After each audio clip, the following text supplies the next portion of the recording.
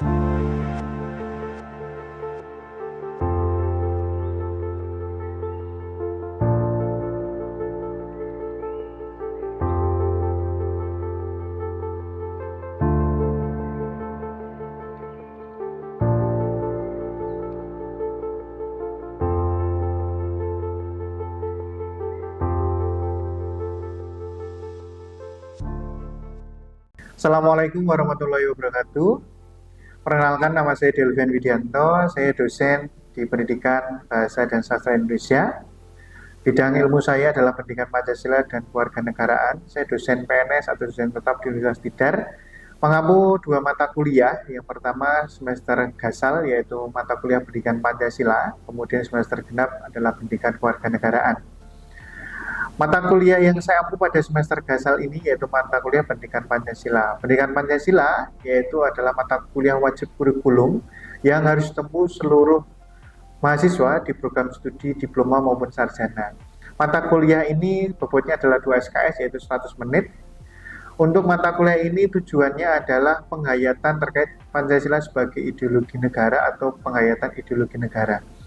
Capaian mata kuliah Pendidikan Pancasila yaitu yang pertama, mahasiswa mampu memahami pentingnya pendidikan Pancasila. Yang kedua, mahasiswa mampu menganalisis peran tokoh dalam perumusan Pancasila. Yang ketiga, mahasiswa mampu membuktikan Pancasila sebagai dasar negara. Yang keempat, mahasiswa mampu membuktikan Pancasila sebagai ideologi nasional. Yang kelima, mahasiswa mampu membuktikan Pancasila sebagai sistem filsafat. Yang keenam, mahasiswa mampu membuktikan Pancasila sebagai sistem etika. Yang ketujuh, mahasiswa mampu membuktikan Pancasila sebagai nilai pengembangan ilmu. Yang kedelapan, mahasiswa mampu membuktikan Pancasila sebagai pendidikan anti korupsi. Terakhir, mahasiswa mampu menemukan konsep kegiatan yang menguatkan terkait dengan kesadaran dan pengalaman nilai Pancasila dalam kehidupan sehari-hari. Deskripsi mata kuliah ini adalah berbasisnya adalah sikap, yang dimana di dalamnya ada kognitif atau pengetahuan dalam pembelajaran yang digunakan untuk membuat mahasiswa dapat bersikap sesuai dengan pengamalan nilai-nilai Pancasila. Harapannya semua mata kuliah atau semua mahasiswa yang menempuh mata kuliah Pancasila dapat menerapkan sesuai dengan bidang ilmunya masing-masing, dapat mengkaji permasalahan di luar sekitar dan dapat memberikan solusi dari permasalahan tersebut. Pada akhirnya mahasiswa dapat menemukan konsep kegiatan terkait penguatan kesadaran dan pengalaman nilai Pancasila dalam kehidupan sehari-hari. Pada mata kuliah ini yang digunakan untuk bukti pengajaran mengambil dari materi pertemuan kelima yaitu Pancasila sebagai ideologi negara. Pada materi ini nanti akan dijelaskan kepada mahasiswa yang pertama terkait dengan tujuan pembelajarannya, yang kedua terkait dengan materinya, nanti aktivitasnya adalah aktivitas diskusi dengan kelompok terkait dengan bagaimana implementasi Pancasila sebagai ideologi negara. Kemudian nanti akan dijelaskan berkaitan dengan konsep terkait dengan hubungannya atau perbandingan antara ideologi Pancasila dengan ideologi yang lain. Terakhir nanti mahasiswa diharapkan bisa membuat kuis atau bisa menyelesaikan kuis yang nilainya di atas dari 75 dan di akhir dari kegiatan pembelajaran diakhiri dengan kesimpulan bersama atau kesimpulan yang diberikan oleh mahasiswa.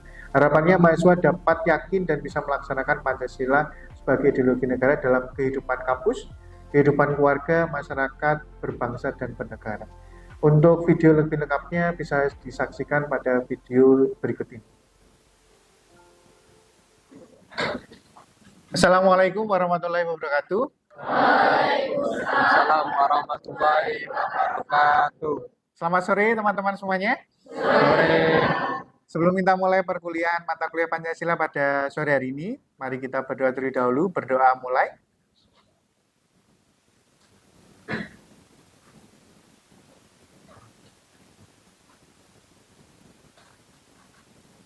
Berdoa cukup. Bagaimana teman-teman kabarnya, baik? Baik. Hari ini kita memasuki sudah pertemuan kelima. Materi pertemuan kelima akan membahas terkait dengan Pancasila sebagai ideologi negara. Materi yang lalu yaitu sudah kita pelajari materi Pancasila sebagai dasar negara, yang teman-teman sudah membuat kasus yang kemudian diimplementasikan dan juga dianalisis. Kemudian memasuki pertemuan hari ini, teman-teman Tujuan pembelajarannya ada dua pada pertemuan hari ini, yaitu yang pertama adalah teman-teman akan menerangkan kembali terkait dengan apa sih Pancasila sebagai ideologi negara itu atau ideologi nasional. Yang kedua, bagaimana implementasi Pancasila sebagai ideologi negara. Jadi harapannya teman-teman yang pertama nanti akan belajar teori, yang kedua nanti teman-teman akan belajar bagaimana penerapan dalam kehidupan sehari-hari. Kalau teman-teman nanti implementasinya akan di dunia kampus ya, atau di luar kampus nanti seperti apa. Baik, kita bahas yang pertama teman-teman ya, yaitu terkait dengan pengertian ideologi. Nah, ada yang ingat atau yang sudah pernah mendengar, ada yang bisa menyampaikan terkait tentang pengertian ideologi? Oh, saya Pak. Oke, silakan Mas Aryo. Pengertian ideologi terdiri dibagi menjadi dua, alias ide atau idea yang berarti gagasan utama dan cita-cita. Dan kalau logos itu berarti ilmu, yang berarti ideologi itu adalah pengertian dari ilmu-ilmu yang Ilmu-ilmu yang apa Mas Aryo? secara harfiah ideologi adalah ide-ide dari ilmu pengetahuan. Ya. Dari ilmu pengetahuan. Oke, teman-teman, kalian kan sudah punya bukunya ya. Oke, silahkan kalian bisa membukanya. Membukanya kalian bisa membuka di halaman 33.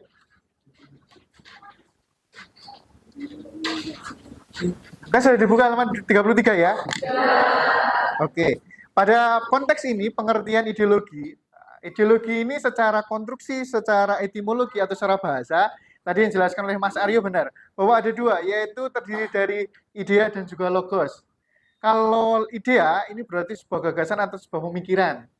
Kalau logos ini adalah ilmunya, sehingga adalah berkaitan dengan ini adalah pengertian berkaitan dengan masalah gagasan yang mempelajari atau digunakan untuk mempelajari sebuah gagasan.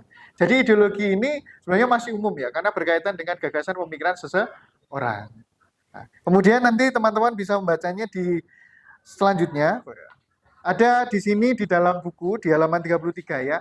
Kalau di dalam slide ini sudah dijelaskan, tetapi sebelum ke slide tolong dibuka halaman 33. Ada di sini kata bahwa ideologi di sini ini juga erat kaitannya dengan dasar negara. Nah, dasar negara ini pada akhirnya melahirkan namanya adalah sebuah ideologi, cara pandangnya atau gagasannya dalam kehidupan seorang warga negara di Indonesia. Ini konsekuensinya. Sehingga arti dari Pancasila sebagai ideologi di sini adalah Pancasila ini digunakan, nilai-nilai ini digunakan dalam penyelenggaraan kehidupan berbangsa dan bernegara. Masih ingat ya teman-teman ya, kalau kita berkaitan dengan konsep kehidupan berbangsa dan bernegara, ada beberapa aspek ya, yaitu yang pertama, ada aspek apa? Kalau kita berkaitan dengan agama, dengan negara, politik. Selain politik ada? Ekonomi. Kemudian? Sosial, budaya.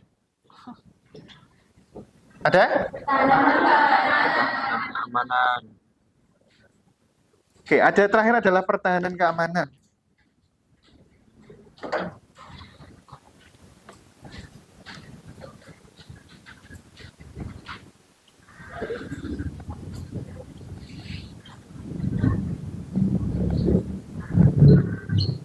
Oke teman-teman, ada politik, ekonomi, sosial budaya, pertahanan keamanan. Ini adalah konsep terkait dengan negara. Sehingga kalau kita berkata pada ideologi, artinya bahwa ideologi ini digunakan dalam semua aspek kehidupan politik, ekonomi, sosial budaya, pertahanan dan juga keamanan. Nah, sehingga nilai-nilai kehidupan Pancasila mulai dari sila pertama, sila kedua, sila ketiga, 4 dan 5 harus terdapat dalam penyelenggaraan kehidupan berbangsa dan bernegara, yaitu yang berimplikasi pada politik, ekonomi, sosial budaya, pertahanan dan juga keamanan. Sampai di sini ada yang ditanyakan? Sudah jelas? Baik. Kemudian ada konsep terkait dengan Pancasila. Pancasila ini dikatakan sebagai ideologi terbuka. Ideologi terbuka artinya bahwa Pancasila ini bisa menyesuaikan dengan perkembangan zaman. Bukan zamannya harus menyesuaikan Pancasila, tetapi Pancasila ini harus digunakan sampai hari ini. Kenapa? Karena Pancasila ini sebagai salah satu filter kehidupan kita agar kita itu masih memiliki nilai-nilai Pancasila sehingga bisa dikatakan adalah menjaga negara kesatuan Republik Indonesia. Itulah yang makna ideologi terbuka. Kemudian menurut Kailan, ideologi terbuka itu ada 3 hal yang perlu diperhatikan. Yang pertama adalah bahwa Pancasila ini dikatakan idealis. Idealis adalah nilai dasar. Pancasila adalah nilai dasar yang digunakan kehidupan di bangsa Indonesia yang nantinya akan menjadi sebuah aturan ataupun konsekuensinya akan menjadi sebuah nilai yang itu menjadi patokan, begitu ya. Itu nilai dasar. Kemudian yang kedua normatif. Normatif ini berkaitan dengan masalah aturan, tetapi aturannya ini lebih rigid atau lebih rinci, yaitu awalnya dari Pancasila sebagai dasar negara, kemudian menjadi Pancasila itu sebagai ideologi. Ketika menjadi ideologi artinya bahwa Pancasila ini nanti di semua peraturan ataupun juga dalam konsekuensi politiknya, nanti kebijakannya selalu berkaitan dengan Pancasila. Terakhir, realitas. Bahwa kehidupan bangsa Indonesia itu tidak terlepas dari nilai-nilai Pancasila, dari sejarah masa lalu sampai sekarang. Sehingga Pancasila ini sesuai dengan kenyataan negara Indonesia. Itu yang kemudian harus kita pahami, bahwa ternyata ideologi kita, Pancasila ini ternyata memiliki 3 dimensi yang sebenarnya ini sudah melekat dalam kehidupan kita, dan kita tinggal melanjutkan atau mengimplementasikan dalam kehidupan sehari-hari. Kemudian ada perbandingan ideologi. Di negara Indonesia, itu berbeda dengan Eropa. Kemudian berbeda lagi dengan negara-negara lain, misalkan Korea Utara. Kemudian berbeda lagi dengan, kalau teman-teman tahu, ada yang disebut dengan Venezuela. Nah, ini ada beberapa negara yang berbeda-beda. Pancasila di sini, ini hanya khusus di Indonesia, begitu ya. Nah, Pancasila ini berbeda dengan liberalisme. Liberalisme ini berkembangnya adalah di Eropa, Amerika. Kalau sosialisme ini lebih banyak di Venezuela. Kalau komunisme ini di Korea Utara yang saat ini ada, begitu ya. Kemudian apa sih yang membandingkan antara ideologi Indonesia dengan ideologi lain? Yang pertama kita bahas, Pancasila itu adalah keselarasan semua aspek kehidupan, karena ada nilai ketuhanan sampai nilai keadilan sosial. Kalau kita berbicara liberalisme, ini lebih banyak adalah terkait dengan liberal, kebebasan, pengakuan hak secara individu. Sehingga penegakan di sana itu sangat besar, begitu ya. Dan kadangkala di sana itu adalah demokratis, tapi demokratisnya ini bisa jadi sisi positif, bisa jadi sisi negatif, tergantung dari mana pelaksanaannya. Kemudian liberalisme ini sebenarnya adalah satu tolak belakang dengan komunisme. Kalau liberalisme ini dikatakan reaksi terkait dengan absolut komunisme, kemudian nanti saya akan jelaskan komunisme ini adalah reaktif dari liberalisme, begitu ya. Sehingga kalau kita bahas liberalisme dan komunisme ini saling bertolak belakang.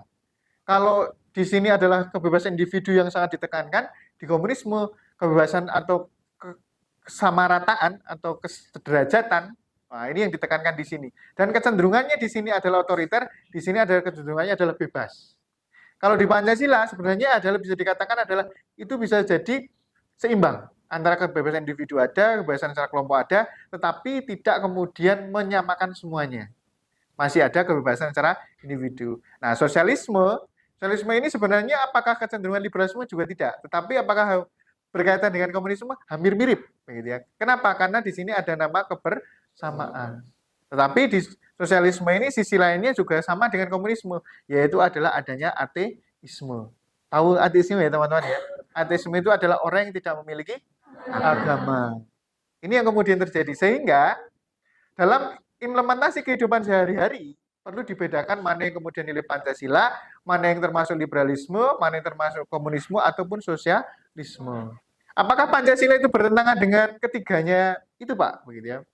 Sebenarnya ada keterkaitan, tetapi juga tidak ada keterkaitan secara erat. Apakah sama dengan liberalisme? Juga tidak. Hanya mengambil bahwa Pancasila itu memiliki namanya adalah terkait dengan kebebasan itu iya. Tetapi kemudian juga tidak sebebas-bebasnya.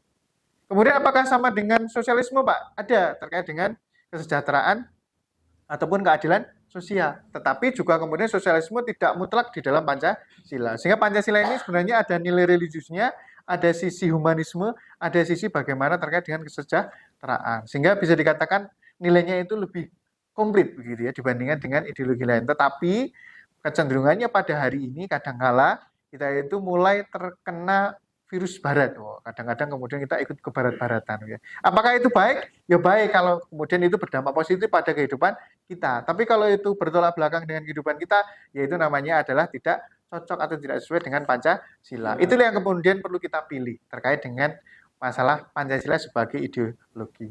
Selanjutnya teman-teman, nah pada kesempatan ini karena teman-teman sudah saya berikan penjelasan terkait dengan teorinya, pada akhirnya teman-teman saya minta saat ini berkelompok untuk mendiskusikan bagaimana sih sikap kalian atau peranan kalian dalam kehidupan kampus ini, bagaimana caranya mengimplementasikan ideologi negara dalam kehidupan mahasiswa. Silahkan diambil dari yang dekat dengan kalian semuanya saja. Jangan jauh-jauh begitu ya untuk contoh-contohnya. Silahkan saya berikan waktu 10 menit untuk diskusi bersama.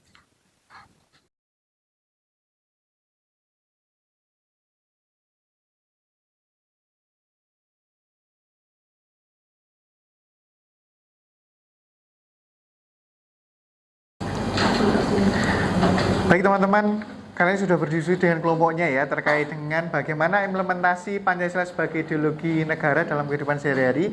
Sekarang saya minta satu kelompok untuk menunjukkan hasil dari diskusinya untuk disampaikan kepada teman-teman yang lain.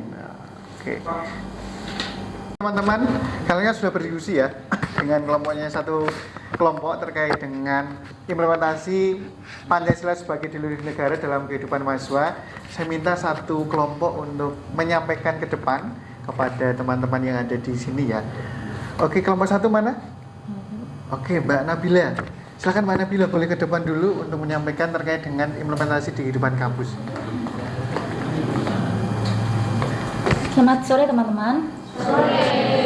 Perkenalkan, nama saya Nabila Fitra Marzabari. Saya perwakilan dari kelompok 1. Izin mempresentasikan hasil diskusi kami tentang implementasi Pancasila sebagai ideologi negara dalam kehidupan mahasiswa. Yang pertama adalah sholat tepat waktu di kampus. Ketika waktu masuk azan zuhur, saya dan teman-teman saya mendengarkan azan.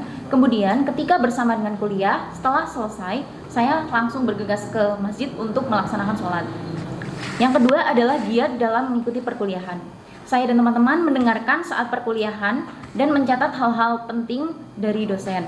Kemudian setelah pulang dari kampus, saya dan teman-teman mengulangi pelajaran yang sudah diterangkan oleh dosen di dalam kelas. Dan yang terakhir adalah ketika belajar kelompok, kami menggunakan musyawarah untuk mengambil keputusan. Terima kasih. Baik, terima kasih Mbak Nabila. Silahkan balik dulu. Tepuk tangan teman-teman. Baik, terima kasih kelompok 1 perwakilan dari Mbak Nabila. Mudah-mudahan teman-teman yang lain, kelompok lain bisa mengikutinya. Nanti silahkan teman-teman bisa mengumpulkan ke saya untuk hasilnya ya. Silahkan dikumpulkan melalui Elita.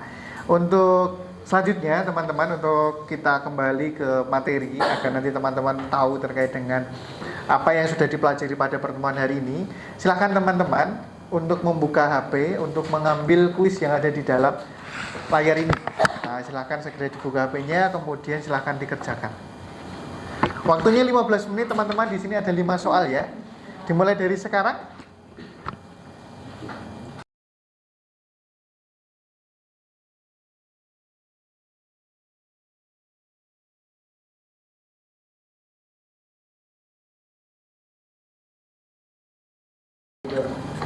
Baik, sudah selesai semuanya teman-teman ya? Sudah. Baik, kita bahas untuk kuis yang dilakukan pada sore hari ini. Kita bahas bersama-sama, teman-teman tolong dicatat atau dicocokkan dengan yang sudah dikerjakan tadi ya.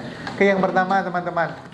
Wah, ini ternyata pertanyaan pertama adalah menghargai pendapat orang lain merupakan cerminan sila keempat. Nah, di sini masih ada yang menjawab sila kedua. Berarti ini ada sekitar 4,5% yang menjawabnya adalah sila kedua. Kemudian teman-teman yang pertanyaan kedua, pembangunan perekonomian di Indonesia demi kesejahteraan masyarakat tidaklah boleh bertentangan dengan Pancasila, tetap mempertahankan sistem ekonomi. Yang jawabannya benar adalah kerakyatan. Oke, ini ada sekitar 10% yang menjawab yang berbeda. Ini mudah-mudahan nanti bisa tahu jawaban yang benar ya. Kemudian yang jawab pertanyaan nomor 3, penyelenggaraan Negara Kesatuan Republik Indonesia dilaksanakan atas landasan Pancasila. Ini berarti Pancasila berfungsi sebagai ideologi negara. Oke, benar semua ini teman-teman. Terakhir, nilai Pancasila tidak dapat diubah merupakan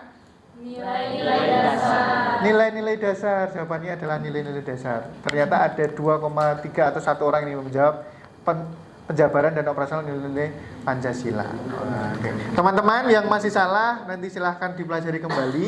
Nanti kita akan bahas di minggu yang akan datang. Baik, memasuki untuk pertemuan terakhir pada hari ini, kita bisa menyimpulkan dari materi Pancasila sebagai ideologi negara. Saya minta salah satu orang untuk menyampaikan kesimpulannya.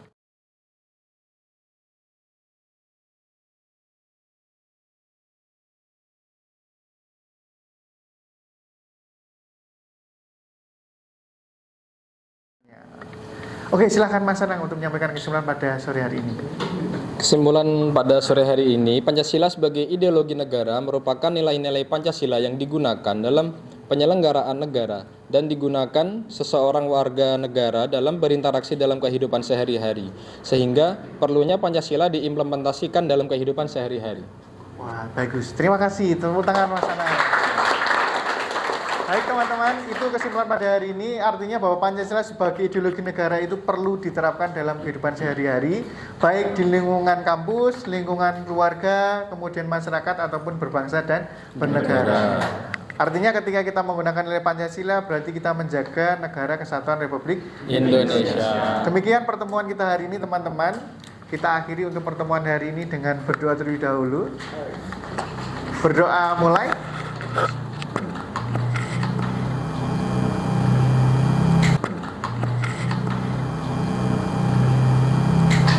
Berdoa cukup. Teman-teman hati-hati di jalan. Sampai ketemu di minggu akan datang. Terima kasih. Cukup dari saya. Mohon maaf jika ada salah kata. Assalamualaikum warahmatullahi wabarakatuh. Waalaikumsalam warahmatullahi wabarakatuh.